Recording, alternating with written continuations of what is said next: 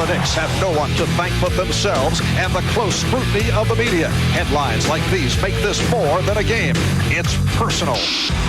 The Knicks squandered a 2-game lead, so now the series is knotted at 2-all. Their major edge is the home court, but that may be enough. They've won 27 in a row at the Garden. Will tonight be 28? Remember, Michael's back.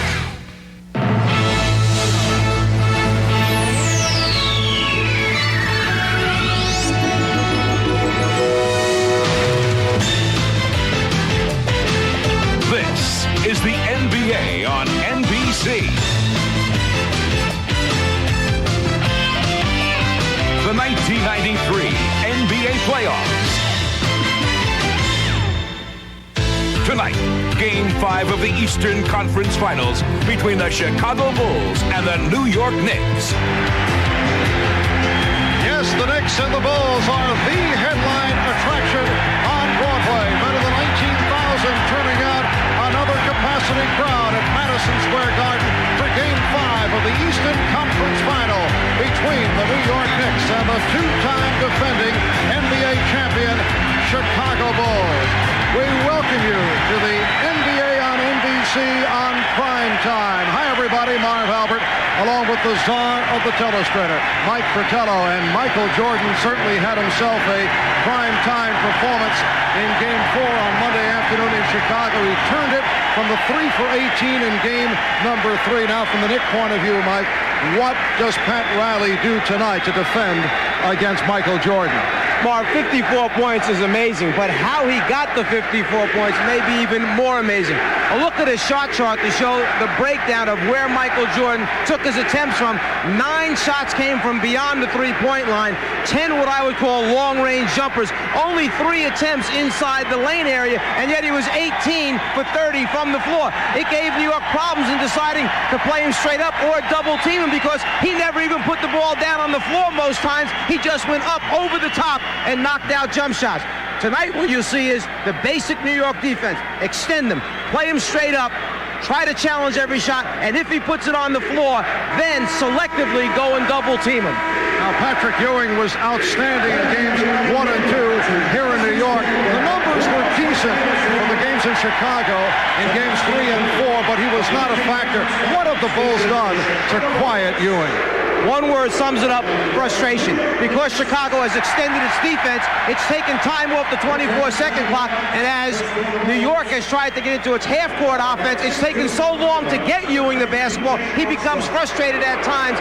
Many times, in fact, stepping out away from the basket, turning himself into a face-up jump shooter. As far as the Chicago staff is concerned, this is great. No offensive rebounds for Ewing, no personal fouls, and they're big people, and I guess we need to give Bill Cartwright a little credit for doing a pretty good job. And as you may be able to tell, this crowd is ready for tonight's action. As always, a star-studded crowd at Madison Square Garden. It is the toughest ticket in town. Back with the starting lineups in a moment.